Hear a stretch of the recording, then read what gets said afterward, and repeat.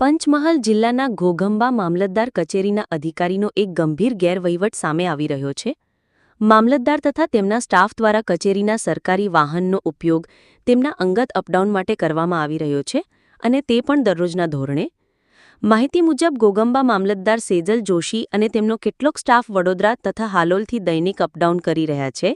તેઓ સવારે ખાનગી વાહન દ્વારા હાલોલ સુધી આવે છે અને ત્યારબાદ કચેરી પહોંચવા માટે સરકારી જીપને હાલોલ વિશ્રામગૃહની બહાર બોલાવતા હોય છે. એ જ રીતે સાંજે કચેરીનું કામ પૂરું થતાં સરકારી વાહન તેમને પાછા હાલોલ એસટી ડેપો સુધી છોડે છે. જેના પરિણામે રોજની અંદાજિત 96 કિમી યાત્રા માટે સરકારી જીપનો દુરુપયોગ થતો જણાય છે. માત્ર ડીઝલનો અંદાજ લો તો દરરોજ 7 લીટર જેટલું ડીઝલ વપરાય છે, જેનો ખર્ચ સરેરાશ 700 રૂપિયા થાય છે. મહિનામાં આ રકમ 16,800 રૂપિયા સુધી પહોંચી જાય છે. ગંભીર વાત એ છે કે આ અધિકારીઓ પોતાની ફરજના સ્થળે ન રહી જાહેર નાણાંનો દુરુપયોગ કરી રહ્યા છે, છતાં કોઈ તપાસ કે કાર્યવાહી થઈ રહી નથી.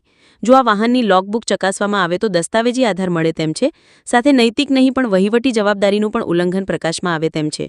હવે સૌની નજર જિલ્લા કલેક્ટર અને પ્રાંત અધિકારી દ્વારા શું પગલાં લેવાય છે તેના ઉપર છે. બ્યુરો રિપોર્ટ, જમાવટ ગુજરાત.